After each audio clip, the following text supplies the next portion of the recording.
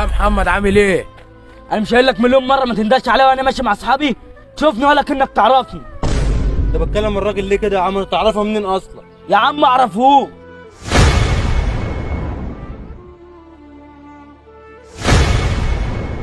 ده اخويا الصغير، انا اللي مربيه.